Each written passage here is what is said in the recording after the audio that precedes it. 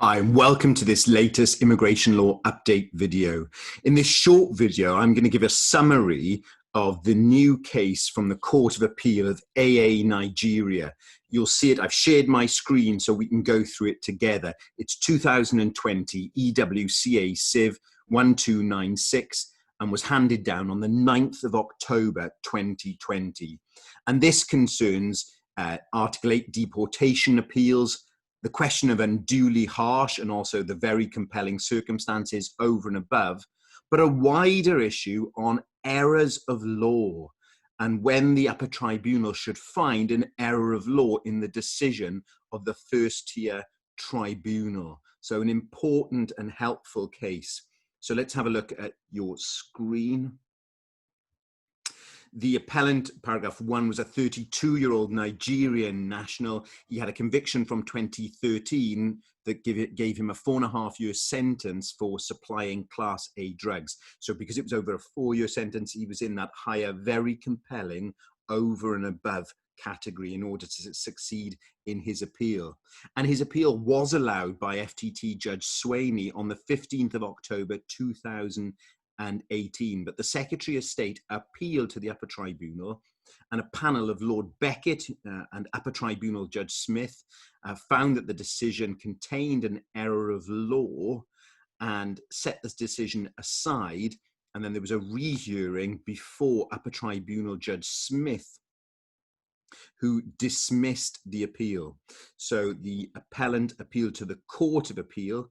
Just some background in relation to him. He came to, born in Nigeria in 1988, came to this country with his mother when he was 11. It wasn't clear whether he had any leave to remain when he arrived. At most, it would have been 6 months as probably a visitor. His mother abandoned him and he went to live with his aunt. In 2006, he had his daughter, Kay, who's now 14. His daughter is a British citizen. He separated from her mother and then married a Portuguese national and was given a 5-year residence card. After 2011, his marriage broke down and had no contact with his wife. 2011, he had a driving whilst disqualified conviction, and then in 2013 was convicted after trial of conspiracy to apply heroin and cocaine, and had the 4.5-year imprisonment. And the sentencing remarks refer to him as a drug runner for financial gain, but the operation was perhaps more substantial than he appreciated. By the time of his sentence, he'd met his current partner, C, and they had a British son, A, in February 2014, who was now 6.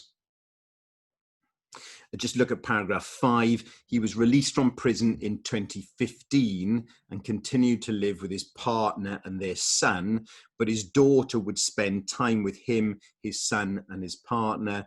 And as we'll see, an important factor was that his daughter had a relationship with and a bond with his son.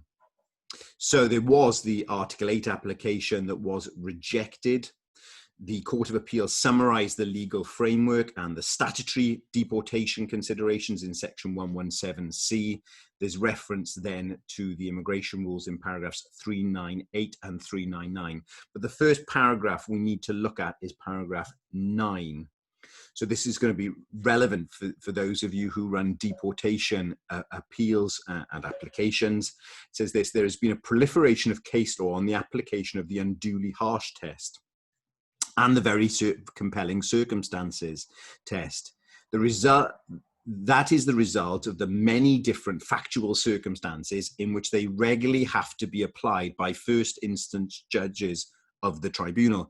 That does not mean, however, that there is a need to refer extensively to authority for the meaning or application of these two statutory tests. It will usually be unnecessary to refer to anything outside the 4 authorities identified below. So what are the 4 key cases you need to know about in Article 8 deportation cases? It's KO Nigeria, Bindlos, NA Pakistan, and HA Iraq, the very recent helpful case of HA Iraq. And on HA Iraq, I think on my LinkedIn profile, I've put a PDF with the key paragraphs to rely on from HA Iraq. So have a look at that. And it says this: it will usually be unhelpful to refer first instance judges to other examples of their application to the particular facts of other cases and to draw factual comparisons by way of similarities or differences.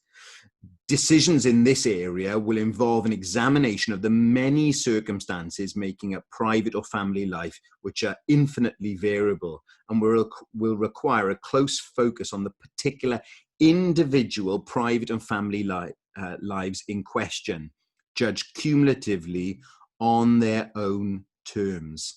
Nor will it be necessary for first instance judges to cite extensively from these or other authorities, provided they identify that they're seeking to apply the relevant principles.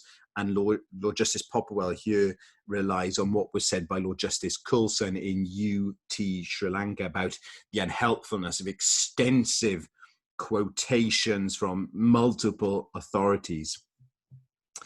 So then there's the summary by Lord Justice Popwell of the four key authorities and the tests. So paragraph 10, he summarizes cites what Lord Carnwath said in KO in terms of the unduly harsh question, and talking about there that it assumes there's a due level of harshness and unduly applies something going beyond that level. And then in KO at paragraph 27, Lord Carnwath approved what was said by the upper tribunal in MK Sierra Leone and the unduly harsh test.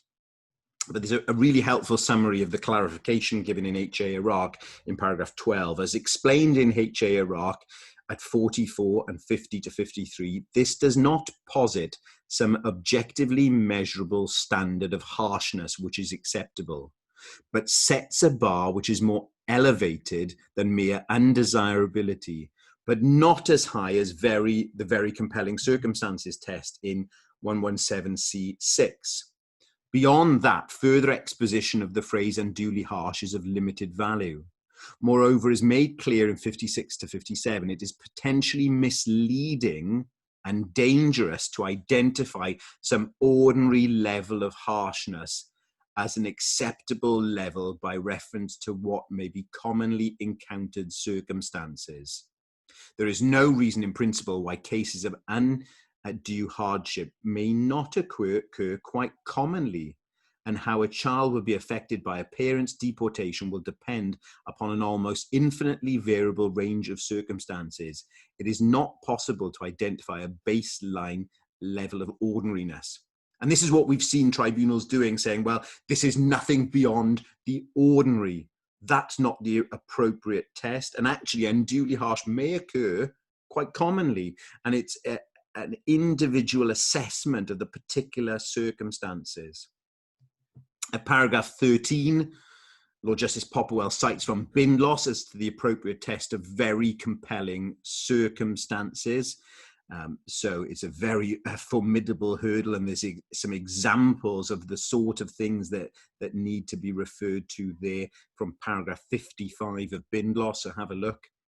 And then in terms of the interrelationships between the exceptions and then the very compelling circumstances on top of that, again, as we've seen multiple courts doing, reliance is placed on NA Pakistan and what was said by Lord Justice Jackson there at paragraphs 28 to 39. So have a look at that and the application of the test. Then there's a summary of the first tier tribunal decision. And you'll see at paragraph 18, they set out the findings which first tier tribunal Judge Swaney found made the decision unduly harsh. And particularly for the interrelationship between the two children was a significant factor. And then they identify the additional factors that were identified by the first tier tribunal to satisfy the very compelling circumstances test. So then they go to the error of law decision. And effectively what the upper tribunal did is find that the findings of the first tier were perverse So let's have a look at the quote of paragraph 50 from the upper tribunal decision. However, having considered all the circumstances considered by the FTTJ, we are unable to identify a basis on which it could be said that the circumstances which the FTTJ determined would pertain if the claimant is deported can be said to be unduly harsh for the children or C. So there's no challenge to any legal directions. They're saying this is a perverse finding. And because there was a perverse finding in relation to undue harshness, that made the decision on very compelling circumstances flawed. Paragraph 24. Upper Tribunal Judge Smith then went to redetermine the appeal. And you'll notice in her determination, she refers to the circumstances being very harsh, but not satisfying the very high threshold that applies. And again, there's reference later on to harsh, even very harsh. So what was the arguments before the Court of Appeal? Paragraph 27. Well, ground one was that they were wrong, the upper tribunal were wrong to find an error of law. There was no challenge to the direction, the self-direction of the first tier tribunal. So effectively, they were finding the decision irrational or perverse, and the decision of the FTT was not irrational or perverse, but was within a range of reasonable responses. Ground two was a challenge to the redetermination and saying that Upper Tribunal Judge Smith, in using this term very harsh, was applying a heightened degree of harshness above the unduly harsh test. You'll see at paragraph 29, they summarize what Mr. Malik said, argued on behalf of the Secretary of State, that there was a misdirection, that it was a finding she wasn't entitled to reach.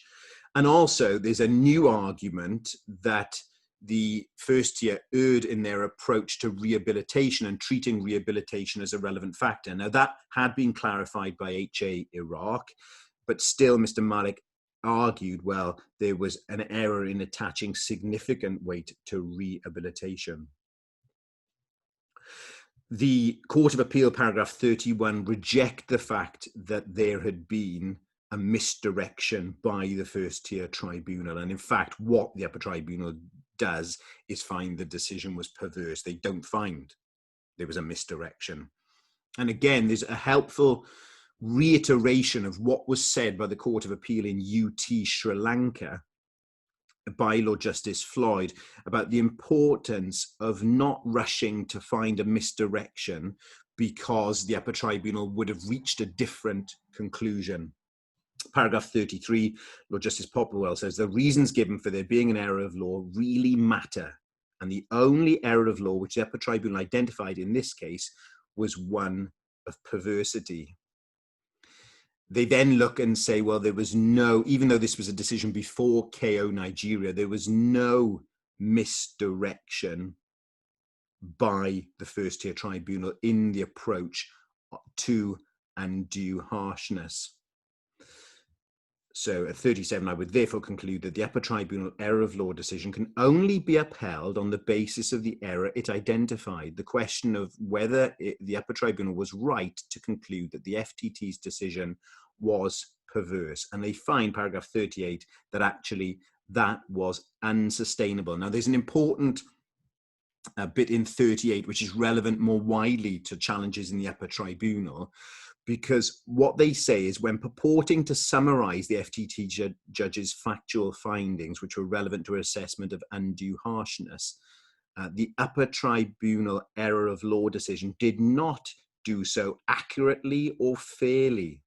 So it didn't include all the FTT judge's factors, and it omitted some important ones, particularly the relationship between the two children, which we referred to earlier. And it mischaracterized other findings of the first tier tribunal so as to diminish their significance. So the upper tribunal didn't summarize the FTT findings at their highest. And they find that the response of the first tier tribunal was within the range of reasonable responses, and they were findings that were open to her. Different tribunals might have reached a different conclusion, but it is inherent in the evaluative exercise involved in these fact-sensitive decisions that there are a range of reasonable conclusions which a judge might reach. And the error of law here under consideration is only made out if the FTT judge's conclusion is outside that range. In my view, it was within the range in this case. They then go on to look at rehabilitation.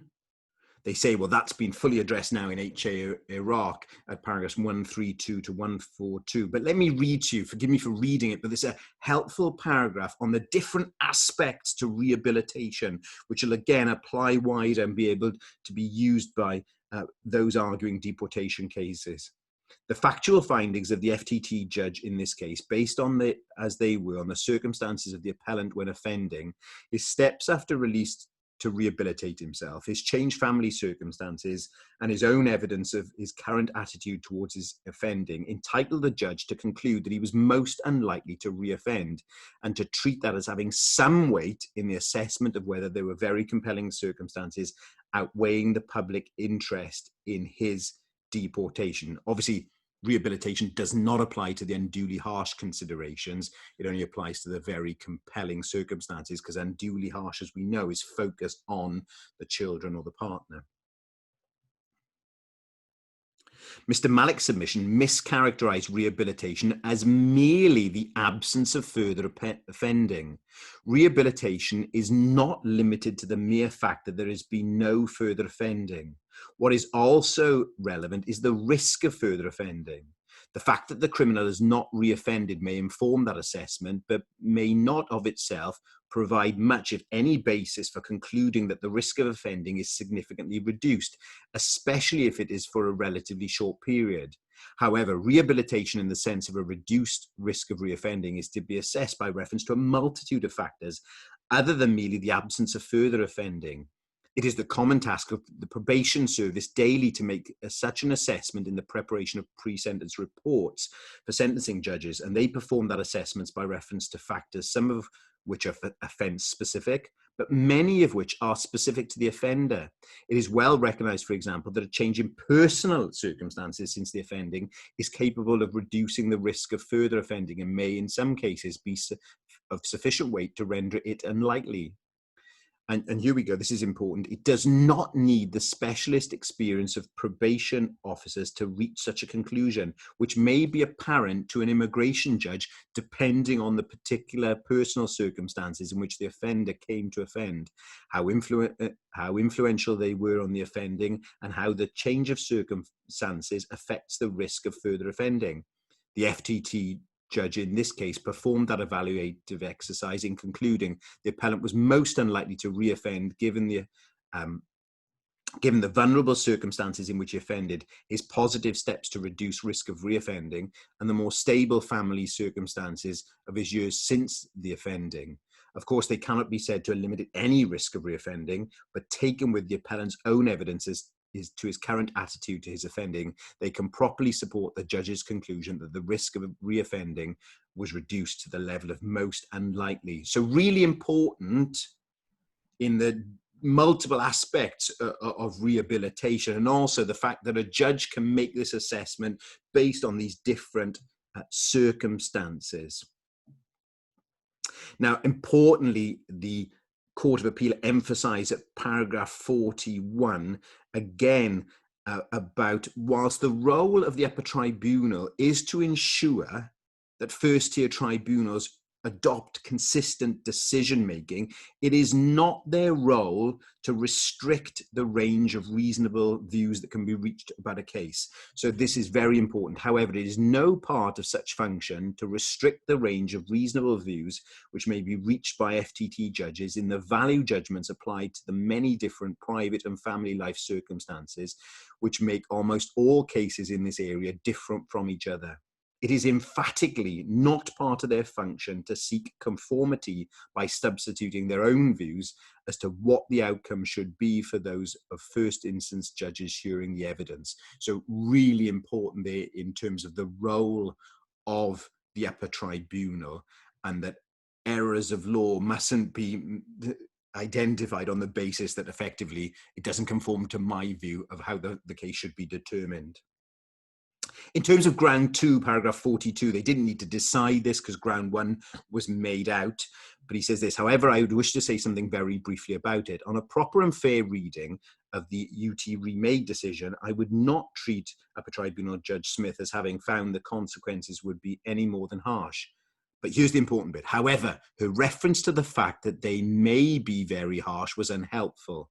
Tribunal judges should not seek to express their decisions by categorizations of degrees of harshness, which is to complicate what is a single and straightforward statutory test. They should identify the factors which are relied on as making the consequences of deportation unduly harsh and evaluate whether cumulatively they do so, bearing in mind that this is an elevated threshold.